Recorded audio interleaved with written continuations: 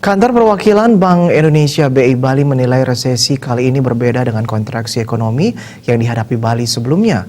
Faktor utama kontraksi perekonomian disebabkan merebaknya COVID-19 yang menyebabkan pemerintah di seluruh dunia mengeluarkan kebijakan pembatasan mobilitas demi menahan laju penyebaran COVID-19.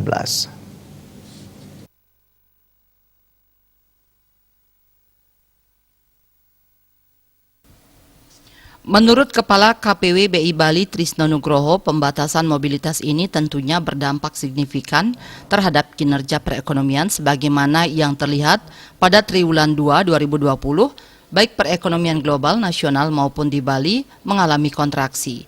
Menurutnya secara global sektor pariwisata mengalami pukulan paling besar. Faktor ekonomi dan COVID-19 masih menjadi penyebab sentimen negatif utama.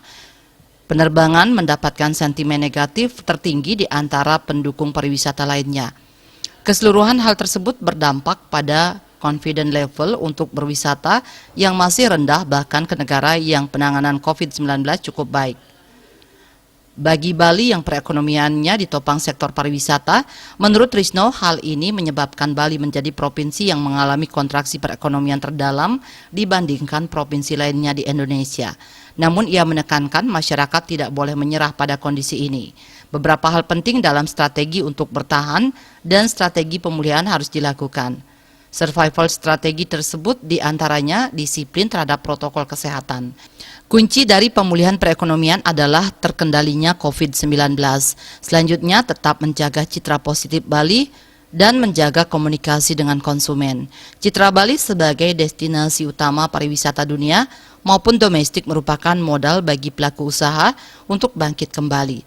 Terlebih lagi berdasarkan analisis Big Data, Bali menjadi destinasi favorit di Asia dan secara domestik. Oleh karena itu, hal yang dapat dilakukan pada saat pandemi, yakni melalui promosi secara online mengenai pariwisata Bali. Strategi lainnya, transformasi digital. Sebagaimana diketahui bersama, saat pandemi, usaha-usaha yang menjadi pemenang adalah usaha yang terkait dengan digital. Salah satu kegiatan yang dapat dikembangkan yakni melalui pariwisata digital, kemudian dengan cara inovasi produk dan layanan. Para pelaku usaha diharapkan dapat memiliki visi ke depan dan memanfaatkan masa pandemi untuk menyusun strategi bisnis yang disesuaikan dengan kondisi post-COVID-19. Memanfaatkan insentif usaha dari pemerintah dengan baik dan menjaga kepercayaan lembaga keuangan.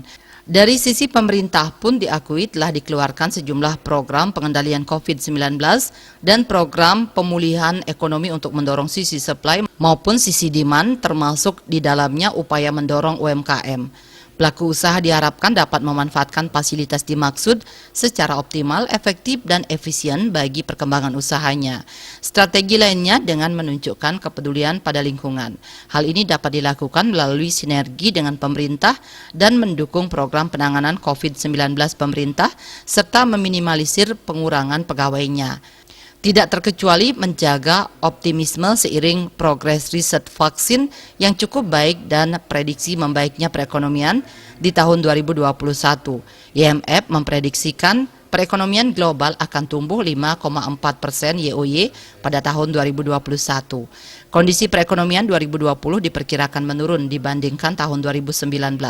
Meskipun demikian, sejumlah kebijakan pemerintah dari sisi moneter dan fiskal diharapkan dapat menahan laju penurunan. Pihaknya juga berharap penyebaran virus di Bali maupun Indonesia dapat dikendalikan. Dengan sinergi pemerintah, dunia usaha, dan masyarakat, ia optimis pemulihan ekonomi akan dapat berjalan dengan baik. Swardike Bisnis Bali melaporkan.